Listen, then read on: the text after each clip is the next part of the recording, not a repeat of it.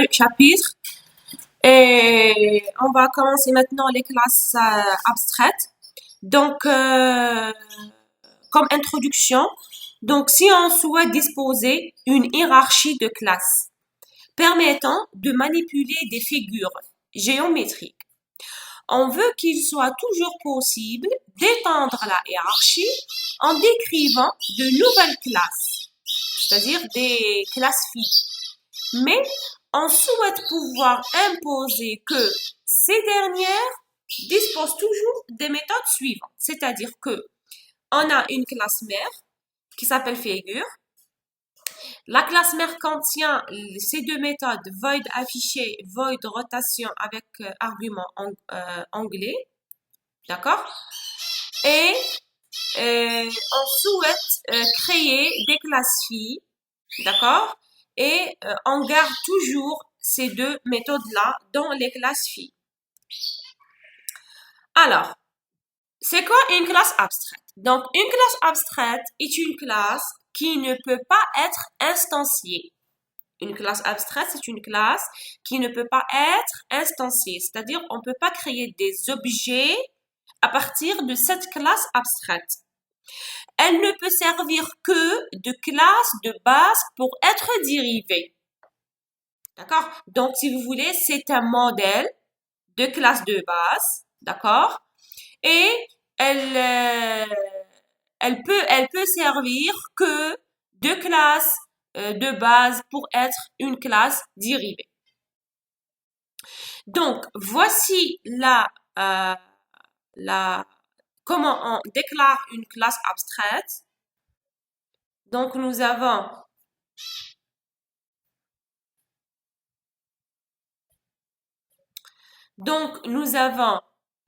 abstract class, abstract, donc nous avons le mot-clé abstract, ensuite le mot-clé classe et le nom de la classe.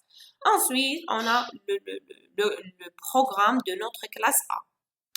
Donc, dans une classe abstraite, on trouve des méthodes et des champs. Donc, dans une classe abstraite, on trouve normal, des attributs et des méthodes. Mais aussi des méthodes dites abstraites. C'est-à-dire, dans une classe abstraite, on peut trouver des attributs, des méthodes d'une manière normale et aussi des méthodes abstraites. On va voir ça veut dire quoi une méthode abstraite. C'est-à-dire des méthodes dont on fournit uniquement la signature. Donc, une méthode abstraite ou bien les méthodes abstraites se trouvent dans des classes abstraites, d'accord? C'est quoi une méthode abstraite? Donc, c'est une méthode ou bien ce sont des méthodes dont on fournit uniquement leur signature. Donc, le type de retour, le nom et la liste des arguments, sans créer le comportement des méthodes. Par exemple, donc nous avons la classe A, c'est une classe abstracte, donc abstract et classe A, et nous avons deux méthodes dedans. Donc public void f, donc c'est une méthode normale, d'accord, où la méthode elle s'appelle f, elle n'a pas de liste d'arguments, elle ne retourne rien et elle est publique. Et nous avons ici le comportement de la méthode f dans la classe A. Par contre, la méthode G, c'est une méthode abstracte. Pourquoi? Parce que on a défini seulement la signature, comme vous le voyez ici. On n'a pas le corps ou bien le comportement de la méthode G. Donc, G, c'est une méthode qui se trouve dans la classe A. D'accord? Regardez, nous avons public et le mot-clé abstract, c'est-à-dire que la méthode G, elle est abstraite, elle ne retourne rien et elle possède n comme argument. Et bien sûr, on n'a pas le comportement de la méthode G. Pourquoi? Parce qu'elle est abstraite. Alors, pardon? L'utilité est que, par exemple ici, nous avons une classe figure. D'accord? Une classe figure, c'est une classe mère. Ici, par exemple, on définit les méthodes abstraites. Par exemple, afficher. C'est-à-dire que je donne seulement la signature de affiché. Ensuite, nous avons des classes filles qui irritent la classe figure, par exemple rectangle, cercle, ainsi de suite.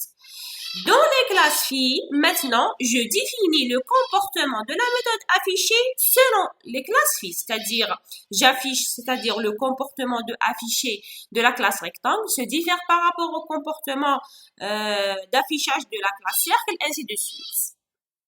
Si vous voulez, je généralise dans Figure les méthodes abstraites, c'est-à-dire les méthodes qui vont être utilisées dans les classes filles. Je donne seulement la signature et dans la classe fille, je donne le comportement de chaque méthode. Est-ce que c'est clair?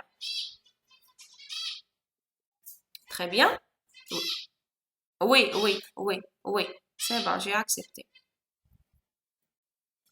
D'accord? Alors, une classe qui comporte une ou plusieurs méthodes abstraites est abstraite. Donc, chaque classe contient au moins une méthode abstraite, donc elle est forcément une classe abstraite.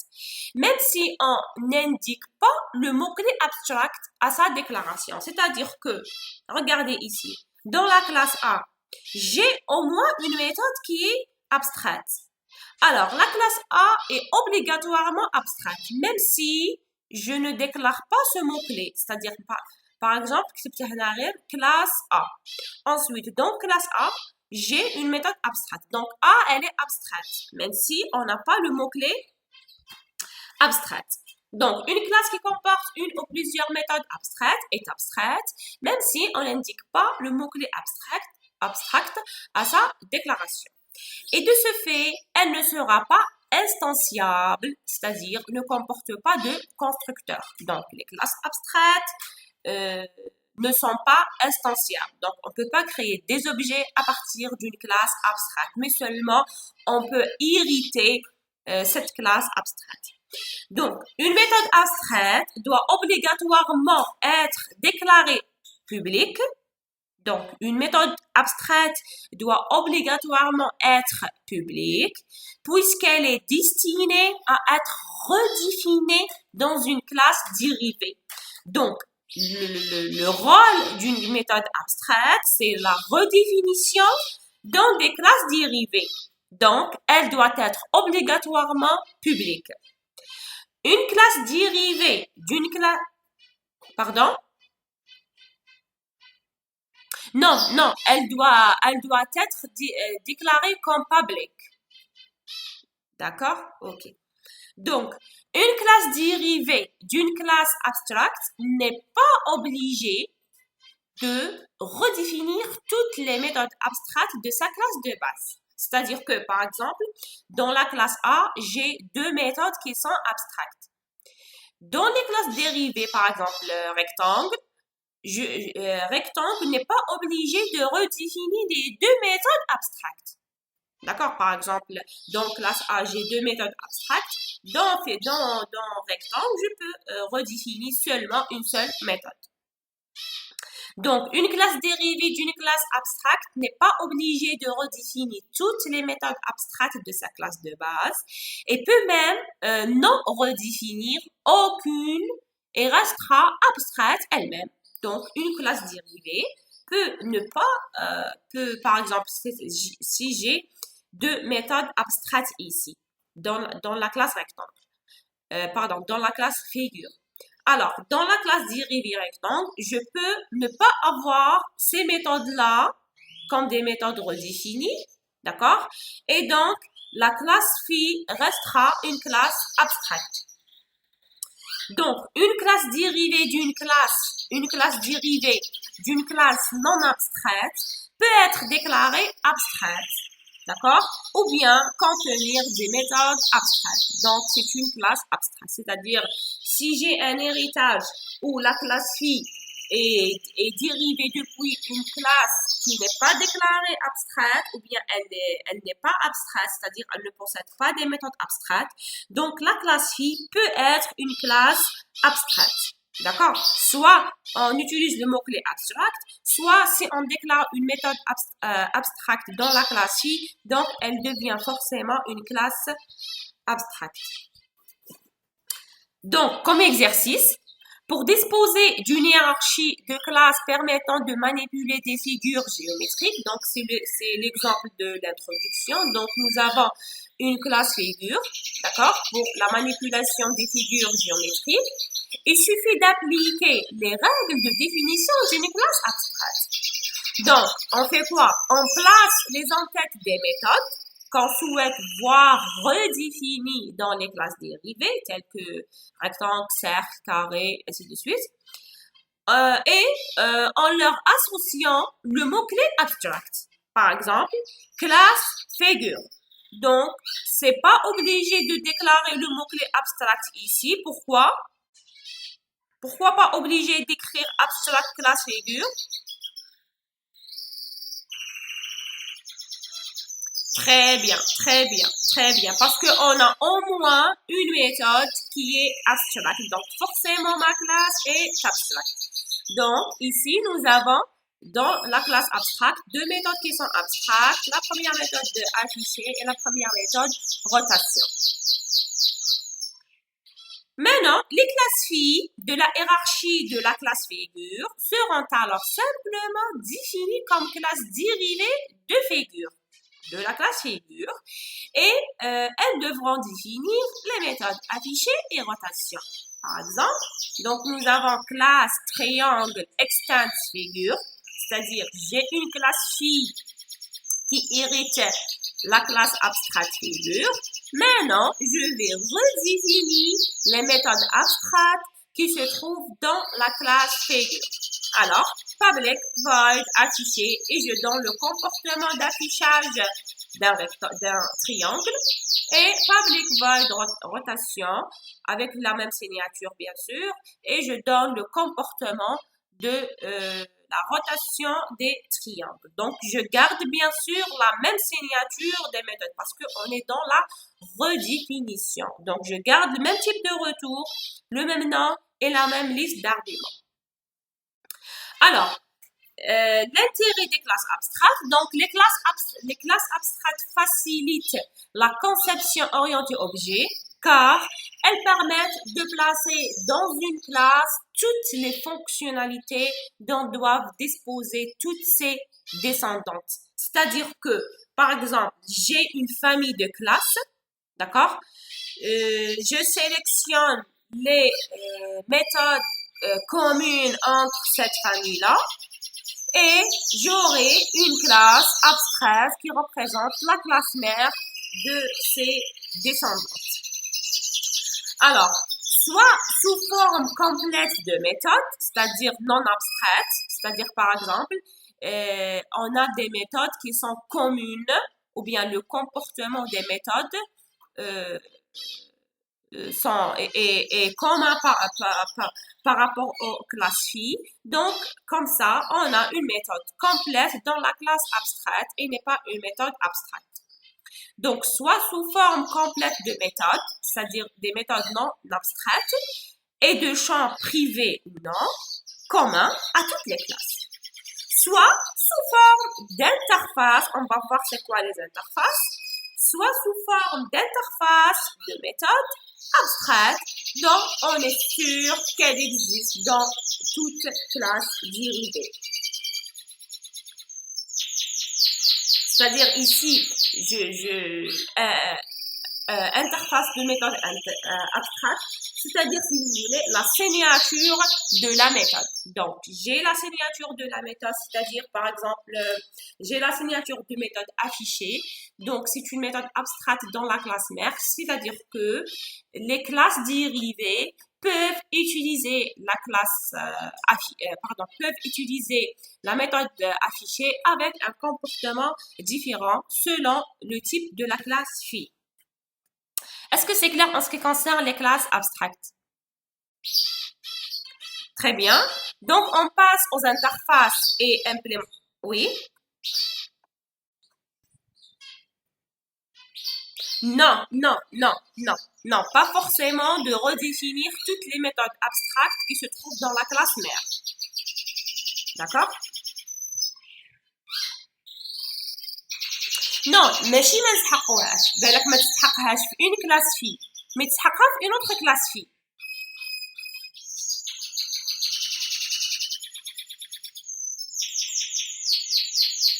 Voilà, oui, oui. Mais non, مش لازم. Pas obligé. C'est-à-dire, par exemple, il a trois méthodes abstraites dans la classe mère. وعندك par exemple trois classes dérivées. في la première classe تقدر تعاود تغوديفيني toutes les méthodes, les trois méthodes. في la première classe dérivée par exemple. في la deuxième classe تقدر تعاود دير la redéfinition تاع une seule méthode abstraite seulement. وفي la dernière classe تقدر تعاود دير aucune redéfinition. C'est selon le besoin de chaque classe fille.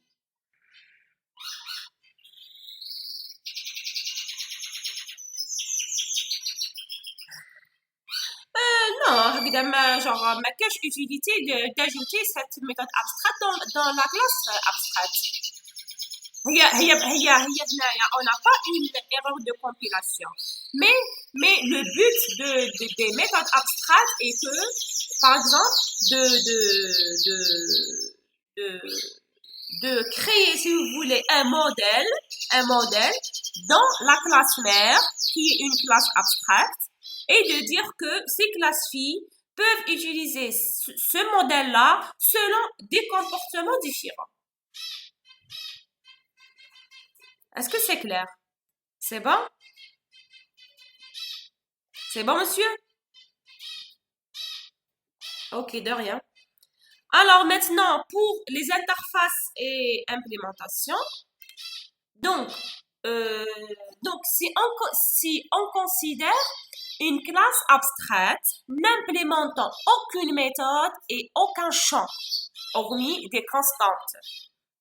C'est-à-dire que, imaginons que j'ai une classe qui est abstraite et que possède seulement des méthodes abstraites, c'est-à-dire elle n'implémente aucune méthode, c'est-à-dire j'ai seulement les signatures des méthodes. Aussi, je n'ai aucun champ, c'est-à-dire que je n'ai pas des attributs, mais seulement des constants. Alors, je répète, j'ai une classe abstraite où toutes ces méthodes sont des méthodes abstraites et on n'a pas des attributs, mais seulement on a des constants. Maintenant, on parle d'interface. C'est-à-dire, Durka, mahish une classe abstraite, mais une interface. Alors, une interface définit les entêtes d'un certain nombre de méthodes ainsi que des constantes. C'est-à-dire, dans une interface, on trouve quoi?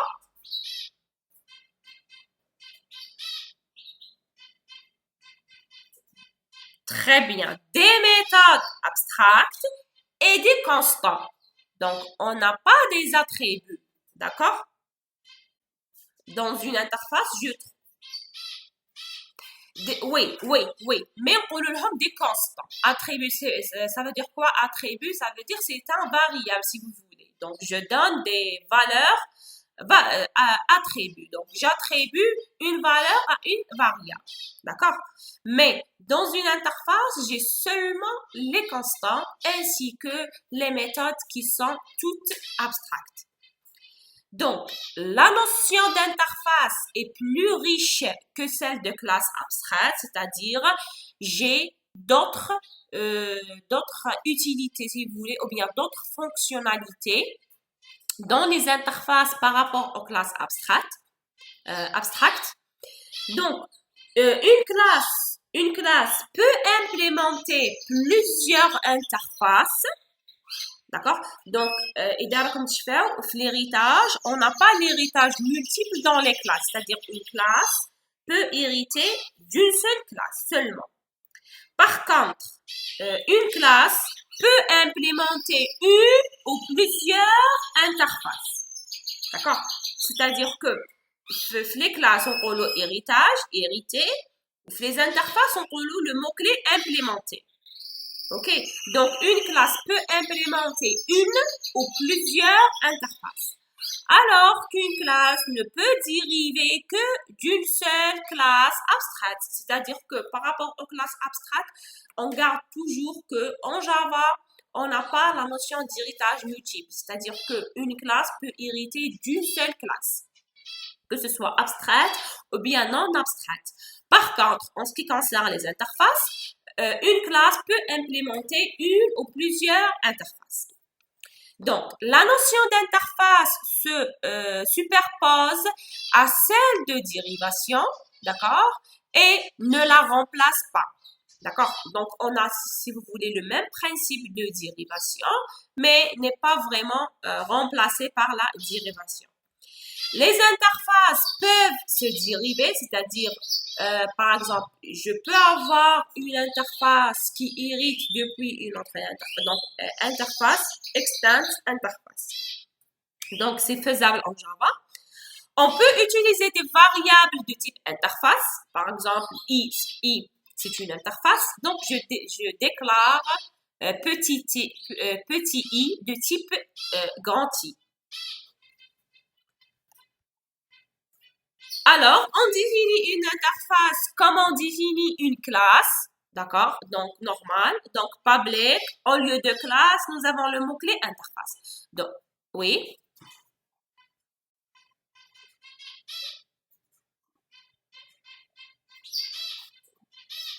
Hein?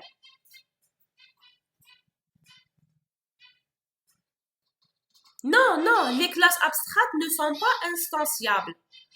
Donc, soit si tu déclares abstract, ensuite classe et le nom de la classe. C'est-à-dire que cette classe est abstraite.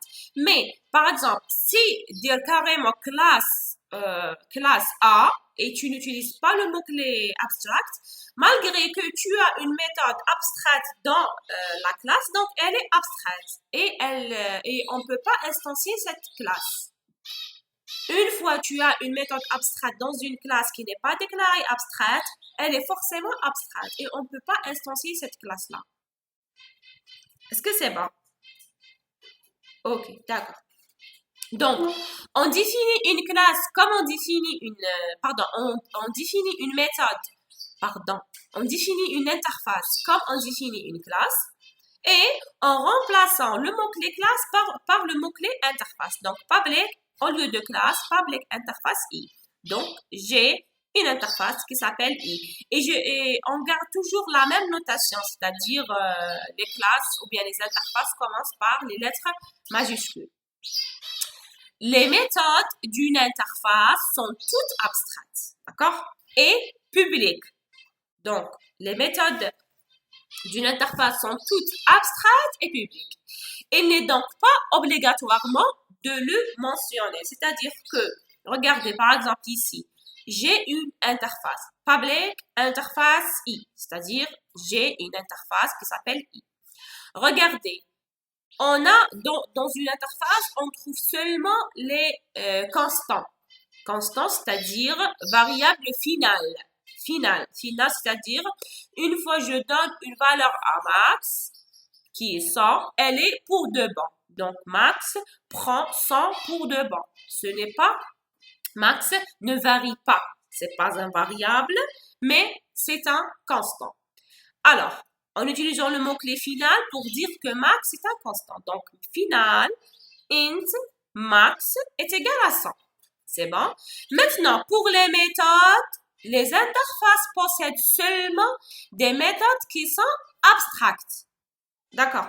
Même si je ne déclare pas ici abstract, mais elle est forcément abstracte. Pourquoi? Parce qu'elle se trouve dans une interface. Même chose pour public. Elle est obligatoirement public, même si que je n'écris pas ici public. D'accord? Alors, pour les méthodes des interfaces sont publiques et abstractes sans les mentionner. C'est bon? C'est-à-dire que إذا تديروا par exemple حاجة hors public et abstract, vous aurez une erreur de compilation. Oui.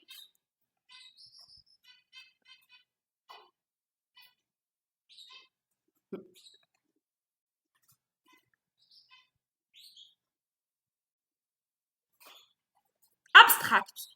Non, non, non, ça sera une classe abstract, oui.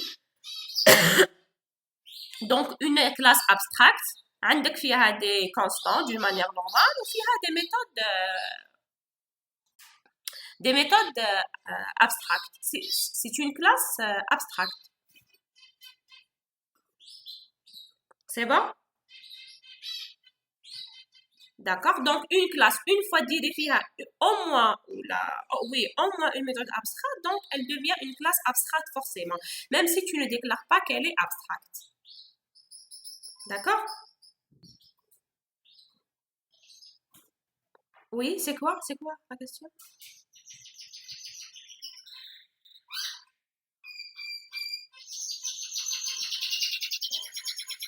Oui, non, non, non, بصح il faut mentionner qu'elle est interface. Donc, ما تقوليش public class E. تقولي public interface E. D'accord? Oui. Donc, regardez, en Java, on a des classes ou on a des interfaces. OK? La différence est que les interfaces, on a seulement les méthodes abstraites et des constants. On n'a pas des variables. Est-ce que c'est bon? Mais où عندك le mot-clé interface, c'est-à-dire pour les public interface I, mais chez public class I. Sinon, elle devient une classe. C'est bon, mademoiselle? Ok, de rien. Alors, une classe peut implémenter une interface. D'accord? Donc, une classe peut implémenter une ou plusieurs interfaces. Par exemple, on fait quoi? Donc, l'héritage, par exemple, A hérite de B, donc on public class A extends B. Mais au niveau d'interface, on a le mot-clé implement. Donc, class A implements I. Donc, A doit redéfinir les méthodes de I, sinon erreur à la compilation. C'est-à-dire ici, A doit redéfinir toutes les méthodes qui se trouvent dans l'interface I. Toutes les méthodes, malgré que تخليهم vide. C'est-à-dire que يلو كان تخليهم vide. D'accord? Mais elle doit redéfinir toutes les méthodes. Est-ce que c'est clair? يلو كان دير لهم un comportement vide. C'est-à-dire إذا la classe A ما تسحقش par exemple une certaine méthode qui se trouve dans l'interface I واش دير la signature ديالها بعد accolade ouvrante et accolade fermante. Est-ce que c'est bon? Mais elle doit redéfinir toutes les méthodes qui se trouvent dans une interface I. Donc, une classe peut implémenter plusieurs interfaces. Par exemple, donc public interface I1, nous avons une méthode F, public interface I2, nous avons une méthode G. Alors, on peut avoir la classe A implémente I1, I2, c'est-à-dire que A implémente la première interface, la deuxième interface. Alors, A doit redéfinir les deux méthodes obligatoirement, F et G. Est-ce que c'est bon? C'est bon?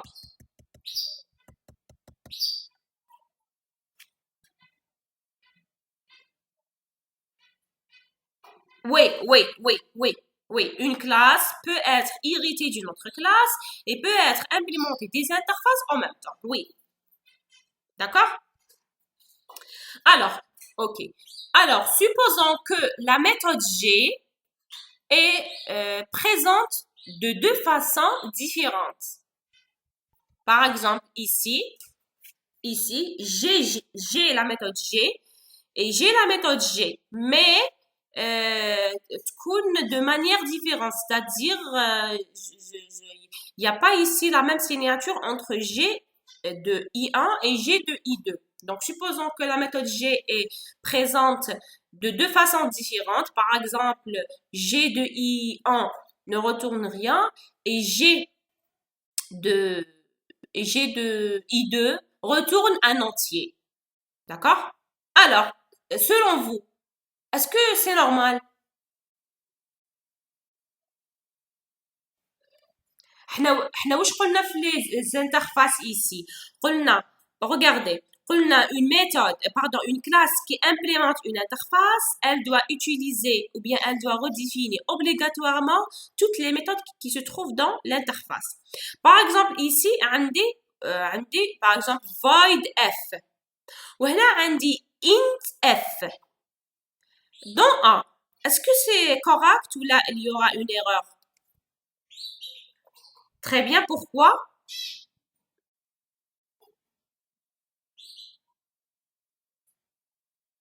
Très bien, très bien. وهذا يتناقض مع واش؟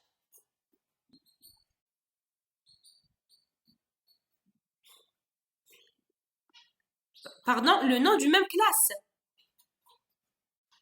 Dans une même classe, qu'est-ce qu'on a? Oui. Donc, c'est faux par rapport à la redéfinition des méthodes. Donc, dans la redéfinition des méthodes, je ne peux pas avoir une méthode avec le même nom, mais avec une signature différente ou bien le type de retour qui est différent. Donc, on aura ici une erreur de compilation. C'est bon? Donc, par exemple, si on a classe A implements I1 et 2, donc erreur car void G et int G ne peuvent pas coexister au sein de la même classe d'après les règles de la redéfinition. Donc, regardez ici, si vous voulez, je redéfinis G, mais j'ai le type de retour de G qui est différent. Donc, on aura une erreur de compilation. Il est possible de définir des variables de type interface. Donc, je peux créer des objets, si vous voulez, de type interface. Par exemple, j'ai l'interface I, donc public interface I, d'accord? Je peux déclarer petit i de type I. Donc, I petit i, c'est-à-dire que I est une référence à un objet d'une classe qui implémente cette interface I. Est-ce que c'est clair en ce qui concerne la déclaration des objets de type I? C'est bon? Donc, I c'est une référence à un objet d'une classe. Mais c'est une référence à un objet d'une interface, oui.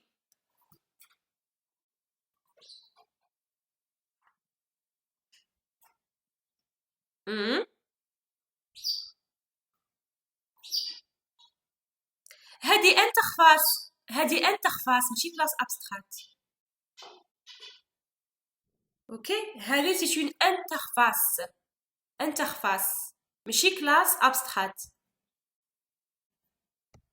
D'accord? Est-ce que c'est bon, monsieur? خلاص كملنا les classes abstractes donc رانا في les interfaces. Donc pardon, c'est eux ici hein. Alors je peux pas modifier. Donc lorsque je déclare une variable de type i, d'accord? C'est-à-dire la variable c'est une référence à un objet d'une classe qui implémente l'interface i. Donc هذا i c'est un objet vers une référence de n'importe quelle classe qui implémente l'interface i. Par exemple, regardez ici. Classe A implements i. مش حاب يقول i c'est quoi?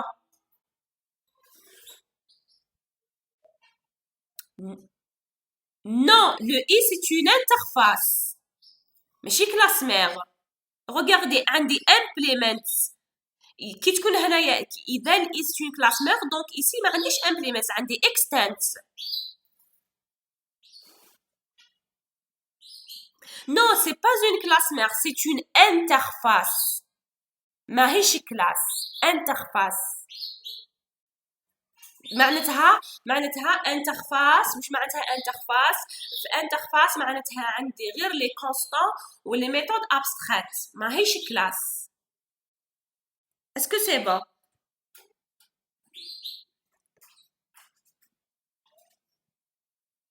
Oui, on peut l'utiliser, oui, mais chez Kamel, par exemple, l'héritage. Dans les interfaces, il y a un héritage multiple. C'est-à-dire que classe A implémente I1 et I2. D'accord? Par contre, في les classes, ما نقدروش نقولوا classe A extends A et pardon, classe A extends B et C.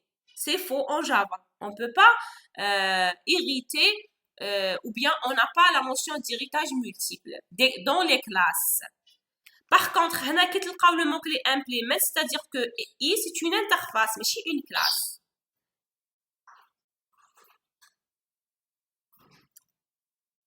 Pardon? Oui, oui, en Java, oui, une classe peut hériter d'une autre classe et peut implémenter des interfaces en même temps. D'accord? Une classe en Java peut hériter d'une classe mère et implémenter une ou plusieurs interfaces en même temps. Est-ce que c'est clair? D'accord? Alors, classe A implémente I, c'est-à-dire que I, c'est une interface. Ensuite, qu'est-ce qu'on a regardé? I. L'instruction permet de quoi?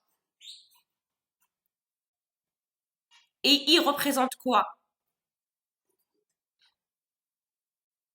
ماشي une interface. Une référence à un objet de classe. d'accord? الصغيرة هذه ماشي معناتها une interface. معناتها un objet, d'accord? Qui est référencé à une classe qui implémente l'interface I. اللي هي وشنو؟ اللي هي voilà. Donc l'objet I هذا il est de type A. Voilà. C'est bon? Donc I petit I maintenant est égal à new A. C'est-à-dire maintenant je vais faire quoi? Création de quoi?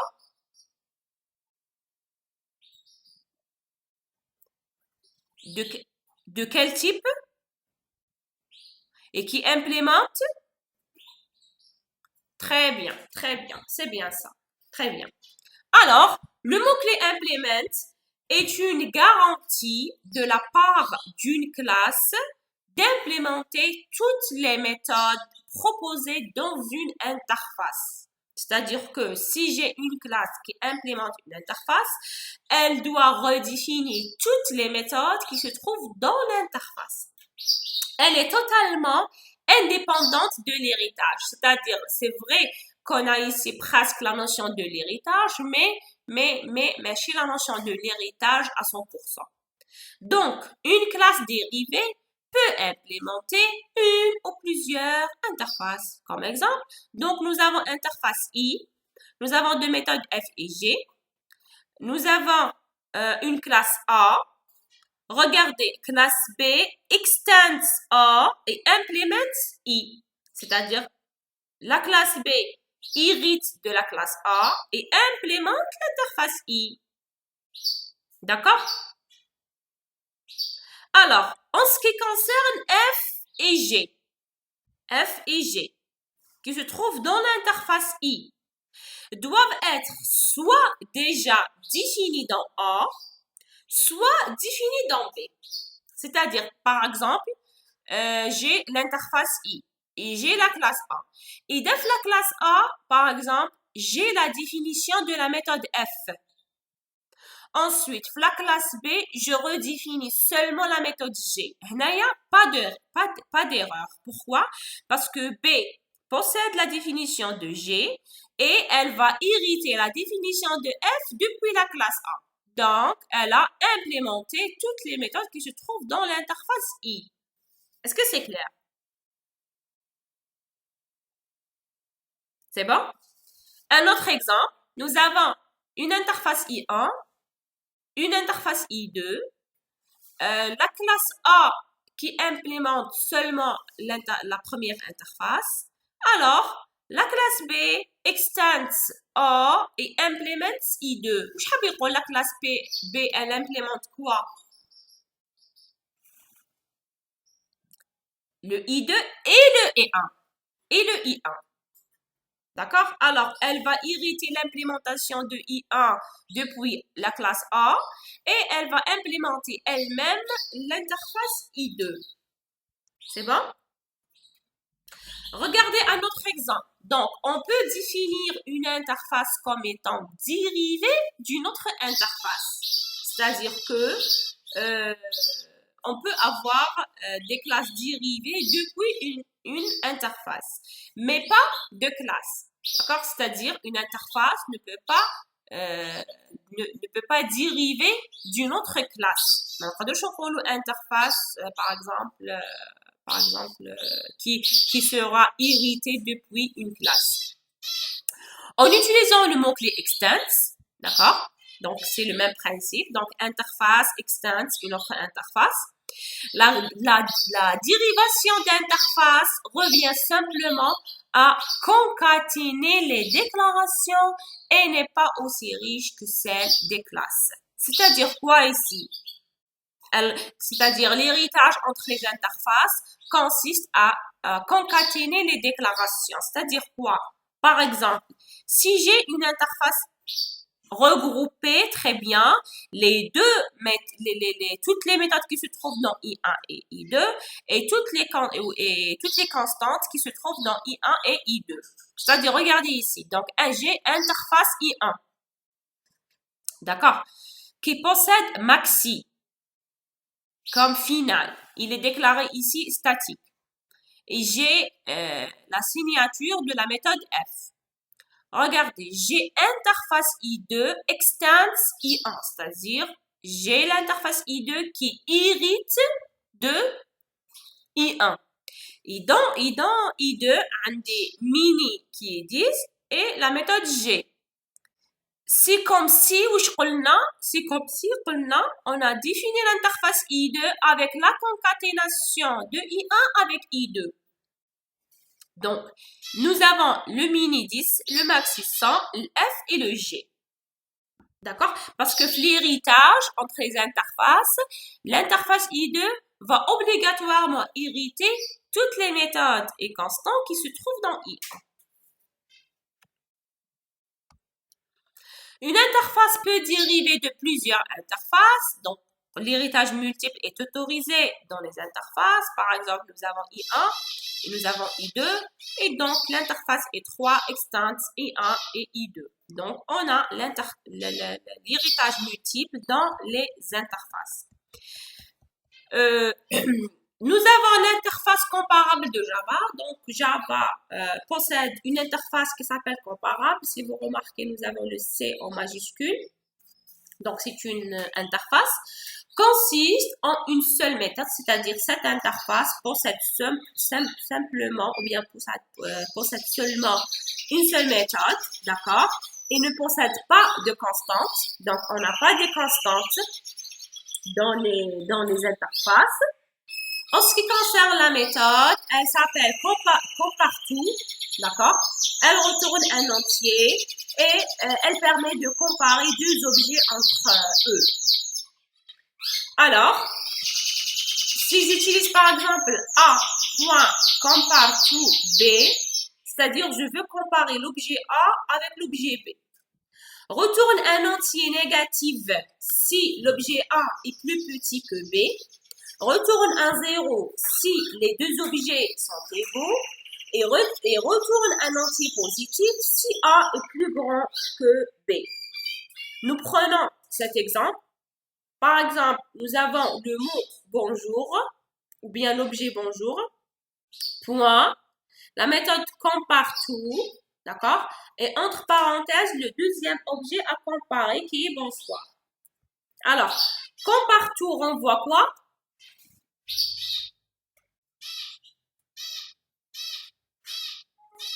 Compare-tout renvoie quoi? Pourquoi? Est-ce que bonjour et bonsoir sont égaux? Non. Oui. Donc, elle renvoie quoi? Pourquoi? très bien. Parce que qui compare et comment? Il compare le B avec le B égaux, le O avec le O égaux, le N avec le N égaux, mais le G est plus petit que S depuis le code ASCII.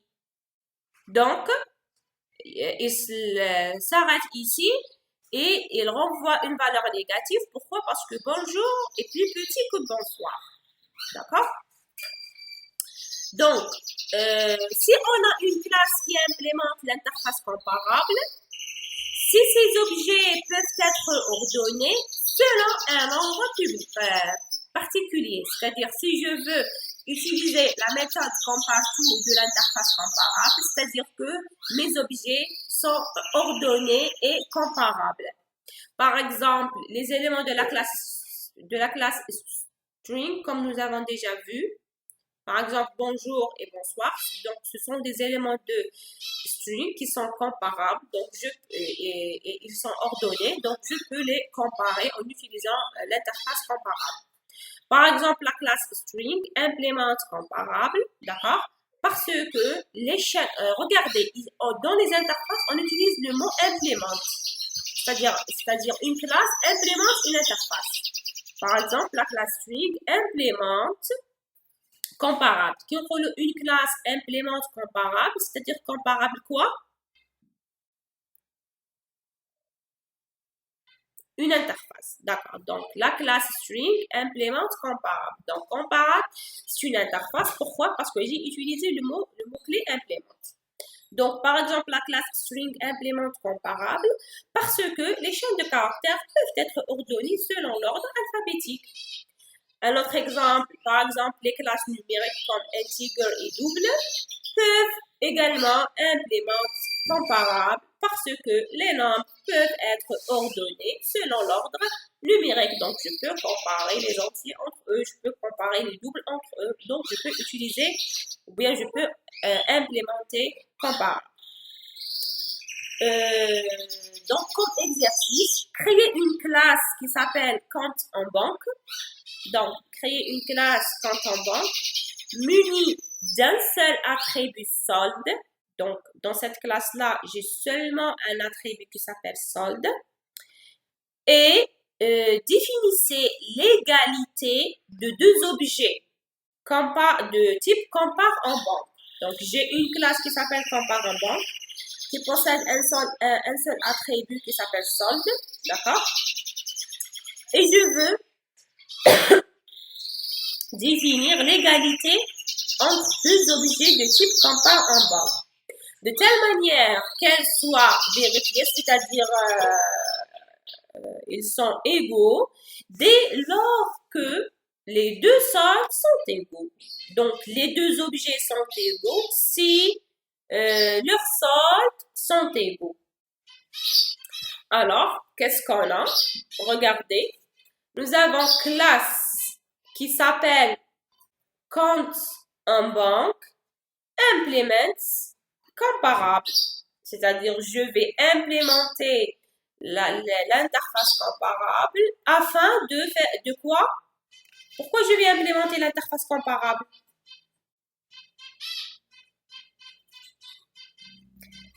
Et pour utiliser la méthode compare_to, donc pour redéfinir la méthode compare_to dans la classe compte en banque. Oui ou non? OK? Alors, qu'est-ce qu'on a? Classe compte en banque implement comparable. J'ai l'attribut solde qui est float et qui est privé. J'ai les deux méthodes getSolde et setSolde. D'accord? Maintenant, je vais redéfinir quoi? La méthode compare_to. Donc, compare_to, c'est une méthode abstraite qui se trouve dans l'interface comparable. Alors, je vais redéfinir cette méthode selon mon besoin dans la classe compte en banque. Alors, qu'est-ce qu'on a? Public, int, compare_to et count. Un objet de quel type? Object, très bien. Alors, qu'est-ce qu'il faut faire pour ce count? c'est pour l'objet, cet objet de type object. Je dois le caster. D'accord? Très bien. Donc, regardez ici comment je caste count. Donc, je dois forcer count pour être un objet de type count en banc, sachant que object, c'est une classe mère, d'une manière indirecte, si vous voulez, de la classe count en banc. Alors, solde 2 est égal à quoi? Est égal à count.getSold. Donc, je vais récupérer la valeur de solde en utilisant la méthode getSold, d'accord? Et je vais caster la variable count pour être l'objet, ou bien l'objet count pour être un objet de type count en banc, d'accord? Et je vais affecter la valeur de solde vers l'attribut solde2 qui possède le même type que l'attribut solde de la classe count en banc. Ensuite, on fait quoi? On compare le solde courant avec le solde 2. D'accord? Alors, if this.solde, c'est-à-dire le solde courant, est supérieur à solde 2, donc je retourne à 1. Else, if le solde courant est inférieur à solde 2, je retourne une valeur négative. Sinon, s'ils sont égaux, je retourne à 0. Et voilà, donc j'ai redéfini la méthode compare-tout de l'interface comparable. Oui?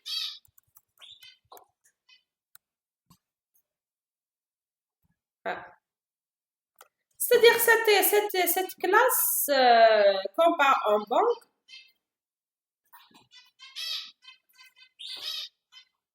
كيفاش يصرا كاش ايرور فلا ايه معناتها الكلاس نتاعك ماهيش تمبليمونتي لا ميثود كومبارتو دو كومبارابل.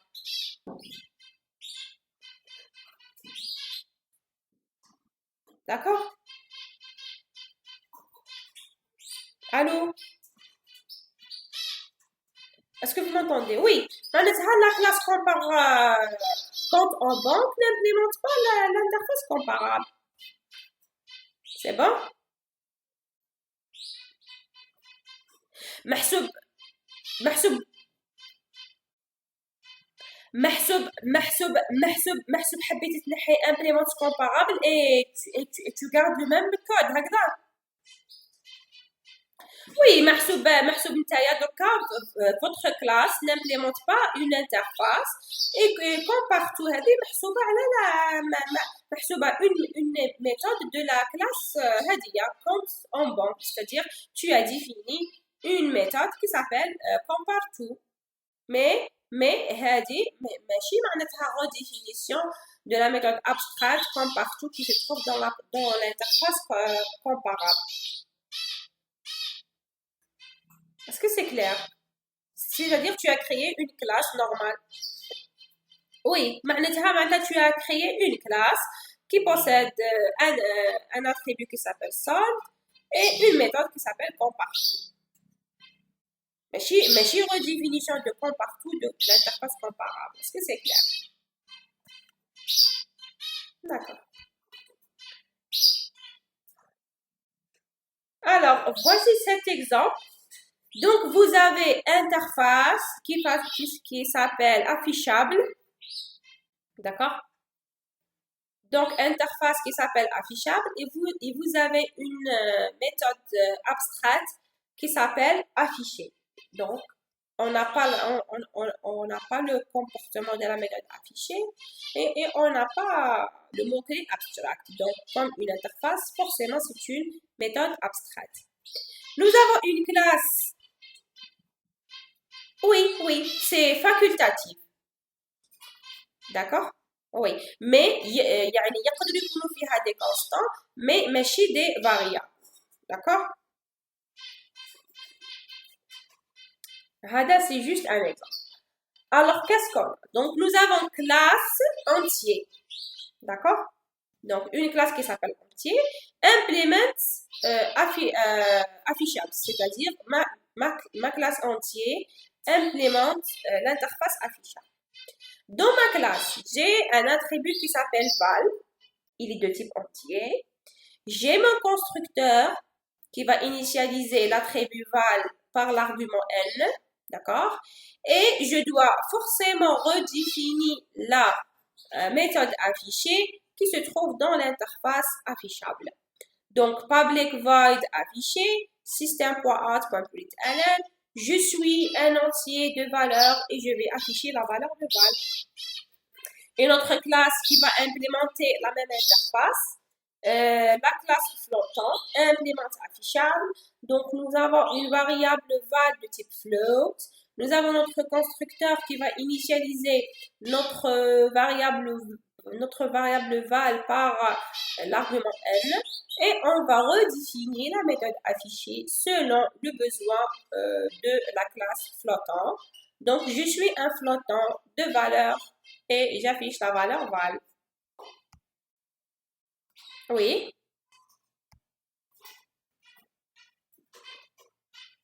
Les interfaces, ça sert à quoi? Ça sert à unifier des méthodes, d'accord, qui seront utilisées dans une famille de classes. D'accord? Par exemple, regardez par exemple. Par exemple, tu veux créer une famille de formes géographiques. Par exemple, cercle, carré et triangle. Maintenant, cercle et carré et triangle, par exemple, tu veux afficher, par exemple, la surface la surface de ces formes géographiques. Par exemple, et tu veux afficher les propriétés de chaque forme. Donc, les trois classes vont utiliser les mêmes méthodes. Donc, Java vous facilite la vie. D'accord? Donc, l'interface va regrouper toutes les méthodes qui seront utilisées dans les trois formes géographiques. Est-ce que c'est clair? D'accord? Alors maintenant, dans la méthode main, ou bien dans la classe main de test, donc qu'est-ce qu'on a? Nous avons public class test interface, nous avons la méthode main, et cette instruction, c'est-à-dire quoi?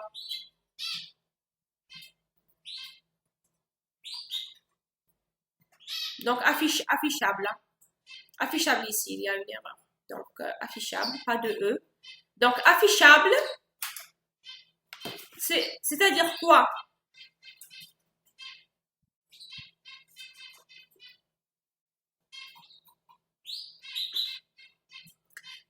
Très bien. Donc, c'est une instance, d'accord? C'est une instance d'un objet, d'accord? D'un objet d'une classe qui implémente l'interface affichable. C'est-à-dire que le tableau tab, d'accord? Il contient quoi? Des objets qui implémentent très bien. Donc, le tableau tab contient des objets qui implémentent, ou bien des objets des classes qui implémentent l'interface affichable. Alors, pour tab de 0, c'est-à-dire la première case, elle contient quoi?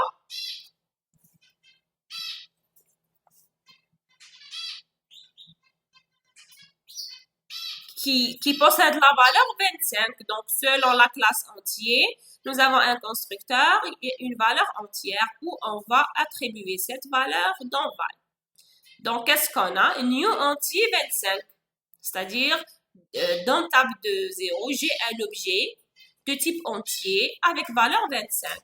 Dans table de 1, j'ai un objet de type float avec une valeur 1,25.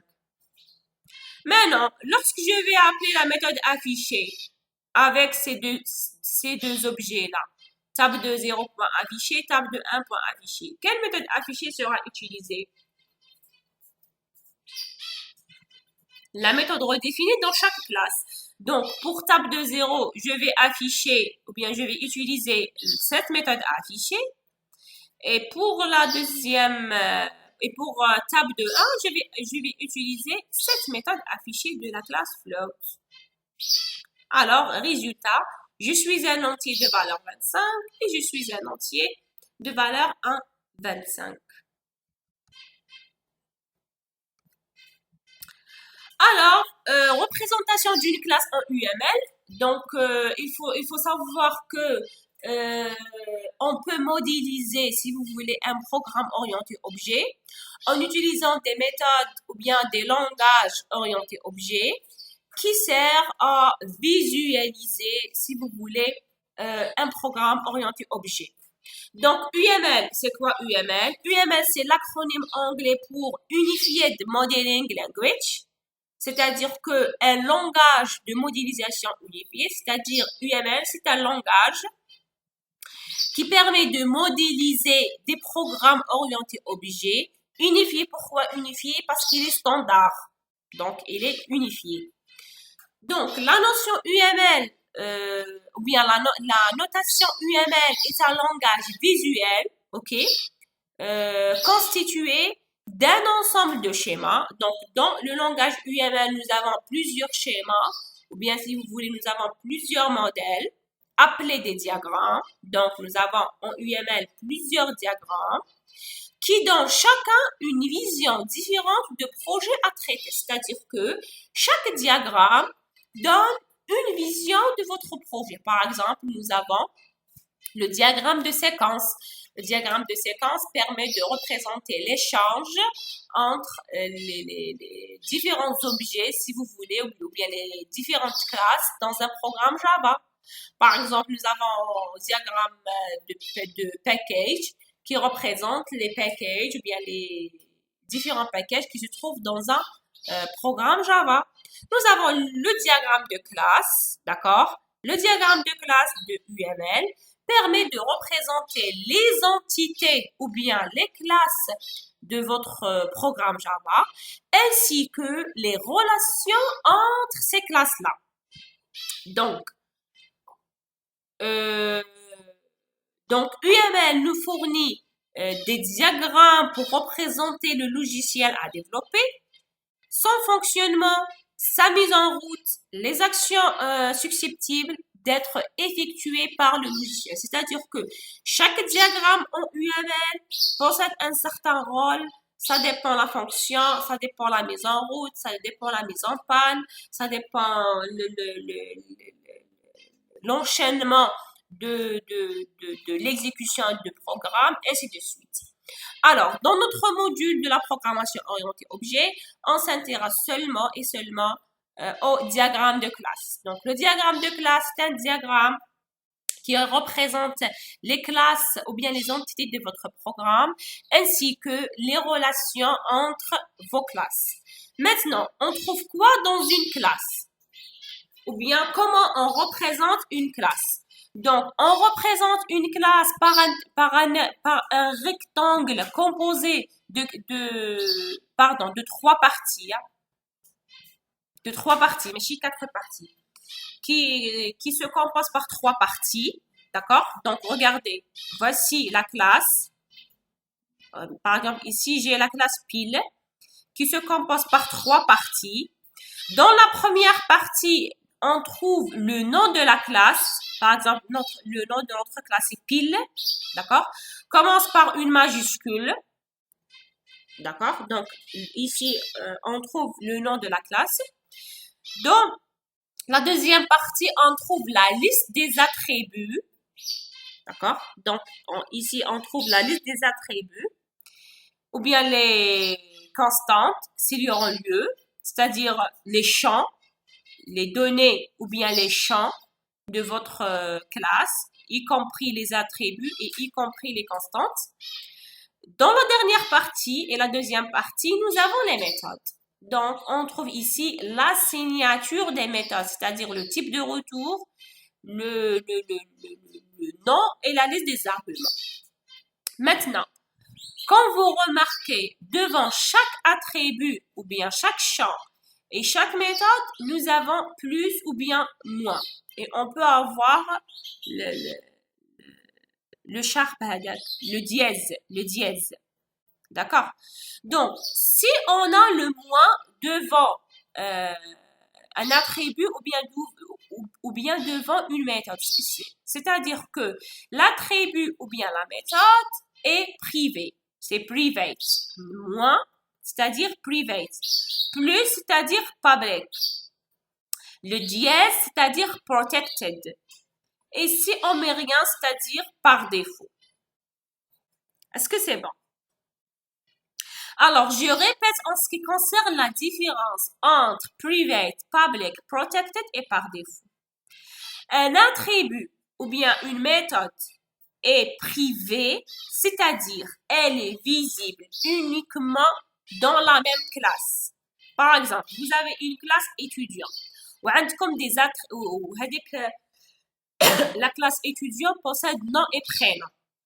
Vos attributs nom et prénom sont déclarés private. C'est-à-dire que pour manipuler ou bien pour modifier ou bien pour la lecture de nom et prénom, d'accord, on peut modifier ou bien lire ces deux variables seulement dans le code source de la classe étudiant. Elle est privée ou bien ils sont privés par rapport à la classe étudiant. Donc, sont visibles et modifiables seulement dans la classe étudiant. Est-ce que c'est clair? C'est-à-dire que si je veux utiliser nom et prénom de la classe étudiant à partir d'une classe dérivée ou là à partir d'une autre classe qui se trouve dans le même package ou là à partir d'une autre classe carrément qui se trouve dans le programme, je dois utiliser les getters et les setters de nom et prénom. Est-ce que c'est clair en ce qui concerne private? Allô? D'accord. Et pour private, genre نلقاو غير attribut ou la méthode private. On n'a pas une classe private. C'est bon? Pour public. Public, attribut ou bien méthode ou bien une classe qui est public, elle est visible par tout le monde. D'accord? C'est-à-dire que si j'ai un attribut qui est public, c'est-à-dire n'importe quelle classe qui se trouve dans le même package ou bien hors le package, d'accord, peut lire et peut modifier notre attribut. Il est public, d'accord, c'est-à-dire il est visible par tout le monde. Maintenant, pour protected qui est private sont utilisés seulement dans les cas de attributs et méthodes. Donc, on ne peut pas avoir une classe protected.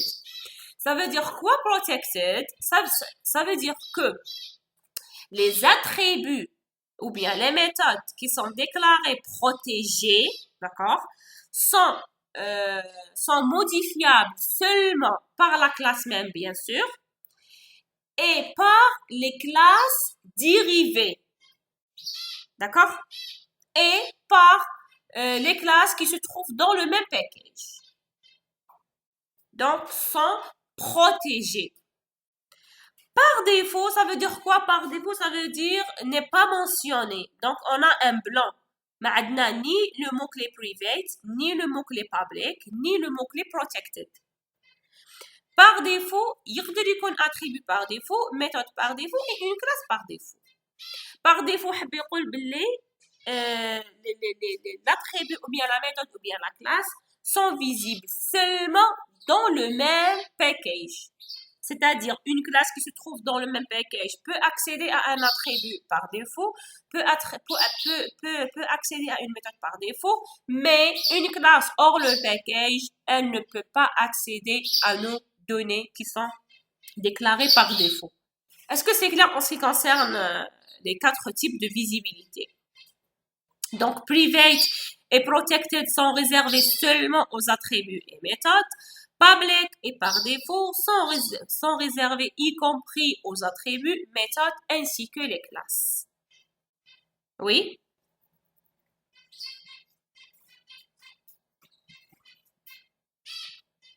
Oui?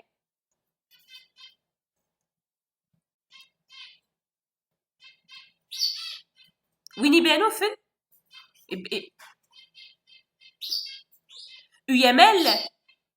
Non, UML c'est un langage de modélisation. مش معناتها un langage de modélisation.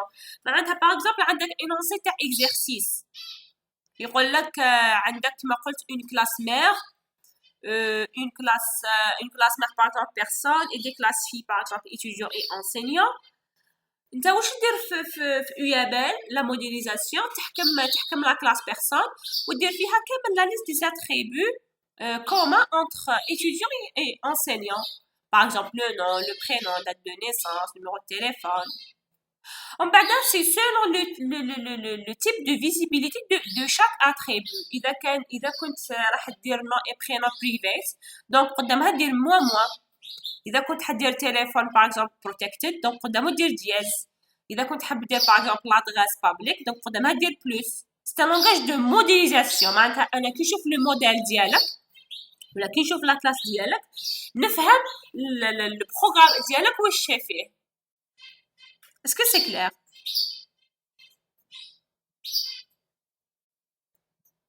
لا سي عندنا غولاسيون تاع اكستنس. انا برك مانيش دايرتها هنا. سي اون فلاش معناتها سي اون فلاش اورينتي فيغ لا كلاس مير. معناتها regardez عندك par exemple une classe mère personne وعندك une classe étudiant fille qui hérite de mère. La relation bin étudiant et personne, c'est une flèche orientée vers la classe personne. حب يقول باللي étudiant hérite personne. Est-ce que c'est bon? Hein? لا فلاش ديرها بين كلاس وكلاس. اون فلاش ما عندي هنا ما نقدرش ميم با يسمى le diagramme de classe. C'est quoi le diagramme de classe? قلنا c'est un ensemble de classes qui sont connectées entre eux par des relations. هكذا. Donc comment représenter la relation d'héritage entre deux classes? عندك une classe fille وعندك une classe mère. Pour représenter que cette classe hérite de la classe mère, dire une flèche orientée vers la classe mère. Est-ce que c'est bon? معناتها أنا معناتها كي دير une classe دير تحتها une classe ودير une flèche qui sera orientée vers la classe mère نفهم باللي هذا c'est un héritage. حبيت تقول باللي la classe fille hérite de la classe mère.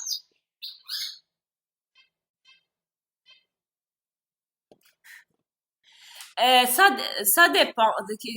C'est le même principe. Qui met le même principe qui m'a Java. Par exemple, عندك la classe personne حدير فيها nom, prénom, adresse, numéro de téléphone. علاش؟ Parce que les étudiants عندهم nom, prénom, adresse, numéro de téléphone ou les enseignants عندهم nom, prénom, adresse et numéro de téléphone. Donc هذوما les quatre attributs ديرهم في la classe mère. ومن بعد في les classes filles في l'étudiant par exemple في les attributs تزيد له spécialité تزيد له diplôme وفي enseignant par exemple تزيد له par exemple module, voilà, module d'enseignement. C'est-à-dire que les attributs communs entre enseignants et étudiants تخليهم في personne. بعد les attributs propres aux étudiants ديرهم في la classe étudiant fille. Les attributs propres aux enseignants ديرهم في la classe enseignant fille. La même chose et le même principe pour les méthodes. إذا كانوا des méthodes communes entre enseignants et étudiants ديرهم في la classe mère. إذا كانوا des méthodes spécifiques par enseignants ديرهم في la classe enseignant. إذا كانوا des méthodes spécifiques par les étudiants ديرهم في la classe étudiant. ومن بعد تربط la classe étudiant مع la classe enseignant par une flèche orientée vers تربط la classe étudiant avec la classe personne avec une flèche orientée vers personne et tu relis la classe enseignant avec la classe personne par une flèche qui sera orientée vers la classe personne. Donc هذه معناتها عندك héritage. Oui.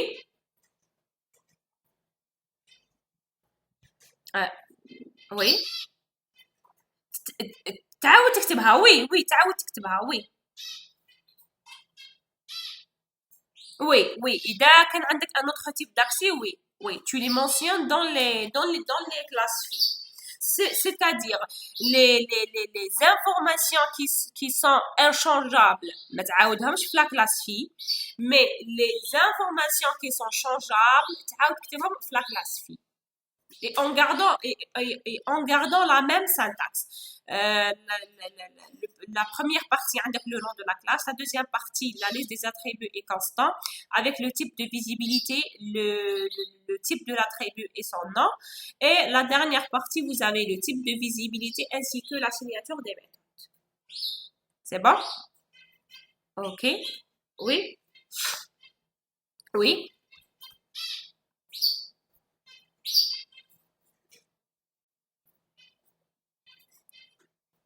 Non, irrité.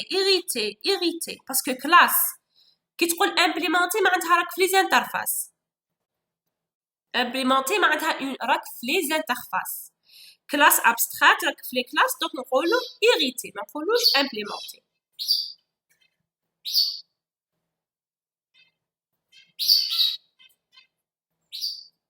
لا في la classe abstraite irrité ماشي obligé تعاود définir كامل les méthodes. بصح في les interfaces obligé تعاود définir كامل les méthodes. De rien, ok. Donc, c'était un exercice, c'était prévu de la partie polymorphisme, d'accord?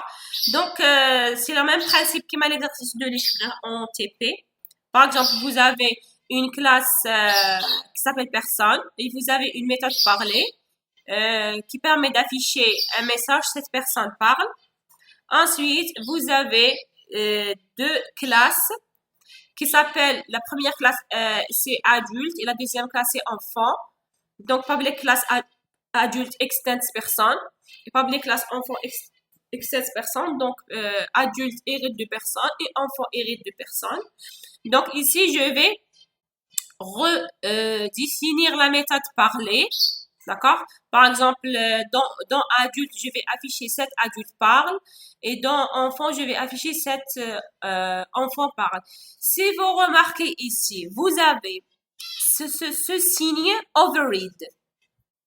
Override, il fait Eclipse automatiquement, c'est-à-dire vous allez redéfinir la méthode parler qui se trouve dans la classe mère personne. Donc vous avez il dit vraiment en jaune. Non, ماشي en jaune. كيما راهي لا couleur هذه.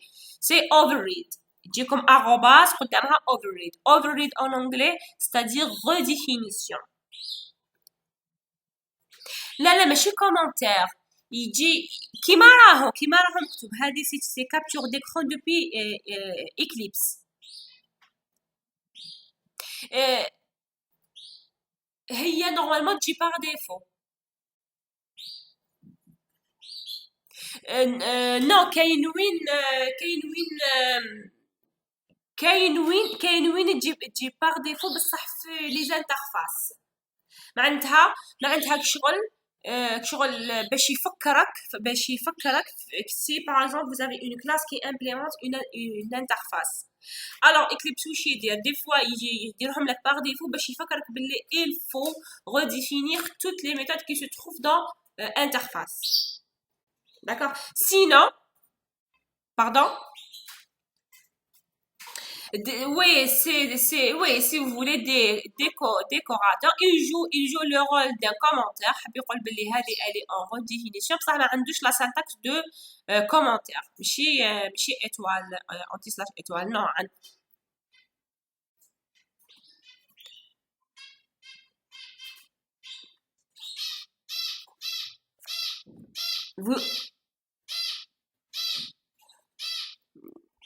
كيفاش كي ما ديروش override oui, حب يقول باللي هذه ce n'est pas une méthode redéfinie. Tu vois? Overread, c'est-à-dire que حتقولي له باللي parler c'est une méthode redéfinie. D'accord? C'est-à-dire je vais redéfinir parler de personne. Est-ce que c'est bon? En ce qui concerne override. C'est une note, si vous voulez, c'est une note. Maintenant, donc c'est le même principe comme l'exode de TP, d'accord? Donc on a une méthode main. J'ai déclaré ArrayList de type personne, d'accord? Donc P, c'est un tableau de type personne, de type ArrayList, et j'ai ajouté des objets dans la table P en utilisant la méthode add. Donc la première case new adulte, la deuxième case la première case new adulte, la deuxième new adulte, la troisième new enfant et la dernière new adulte. Donc j'ai ajouté 4 objets dans le tableau P avec 2 adultes, enfants et un adulte. Ensuite, en utilisant la boucle for, je vais afficher le contenu de la méthode parler. Et voici l'exécution. Donc nous avons cet adulte parle, ensuite enfant parle et cet adulte parle. Alors j'ai terminé en ce qui concerne le deuxième chapitre, héritage, polymorphisme, classe abstraite et interface. Donc le prochain cours, ça sera les exceptions, d'accord? Alors regardez, peut-être que je vais programmer un TP ce mardi, Inch'Allah. D'accord? En présentiel, oui. Je vais vous confirmer par email. Parce que ma problème les séances bzaf, je préfère dire comme le TP تاع les classes abstraites avant les vacances. هكذا في les vacances يكون عندكم واش تريفيزيو. C'est bon? Aussi, le dernier cours, le dernier cours jeudi. Il y a que mort les vacances, on a 2 semaines d'enseignement. Oui ou non? Oui, le dernier cours, c'est-à-dire le dernier jeudi de la deuxième semaine, je veux l'avancer juste après les vacances. Là, je vous libère la dernière semaine. Parce que c'est pas possible de faire un cours jeudi, mais le dimanche, comme les examens. Est-ce que vous me comprenez?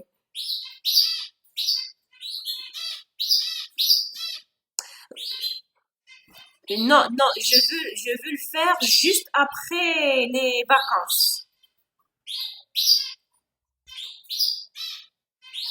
En présentiel, oui, le cours hadak, on peut le programmer samedi. Oui, regardez, normalement, je vais vous programmer un TP en présentiel ce mardi. C'est pas officiel, mais je vais vous confirmer. D'accord. Pour traiter l'exercice de l'abstraction. Ensuite, nous avons un cours jeudi. Un cours jeudi pour traiter le cours de les exceptions. Ensuite, les vacances. D'accord? Oui. أنا راني حابة قبل mardi. Attends, je vais couper ça. Parce que